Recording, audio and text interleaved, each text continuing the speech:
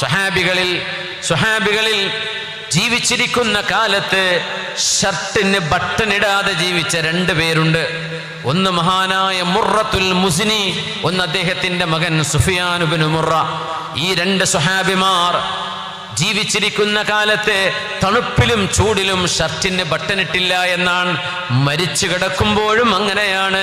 അവരുടെ chest open ആക്കി വെച്ചുകൊണ്ടാണ് അവരെ മറവ് ചെയ്തത്. മഹാന്മാർ ചരിത്രം രേഖപ്പെടുത്തി. എന്തുകൊണ്ടാണെന്നറിയോ? ഒരിക്കൽ ഹബീബിനെ അവർ കാണാൻ വന്നപ്പോ ഹബീബാ നബി തങ്ങളുടെ ഖമീസ് നബി തങ്ങൾ ബട്ടണിട്ടിട്ടില്ലായിരുന്നു.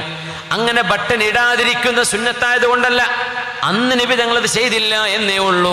മഹാനായ മുർറത്തുൽ മുസ്നി തങ്ങൾ ഹബീബിനെ കാണാൻ വന്നപ്പോ ഷർട്ടിൽ ബട്ടൺ ഇല്ലാതെ വന്നപ്പോ ഹബീബിന്റെ തോളിൽ കൈവെക്കുകയും ഖാത്തമുൻ നുബുവ പ്രവാചകത്വത്തിന്റെ അടയാളമായ ഒരു മാംസകഷ്ണം ചെമന്നത് ഹബീബിന്റെ വലത്തെ ഷോൾഡറിന്റെ പിറകിലുണ്ടായിരുന്നു. അത് കൈകൊണ്ട് തൊട്ടിട്ടുണ്ട് മുർറ റളിയല്ലാഹു അൻഹു. മുർറത്തുൽ മുസ്നി നബി തങ്ങളെന്ന് ഷർട്ടിന് ബട്ടണിട്ടില്ലായിരുന്നു.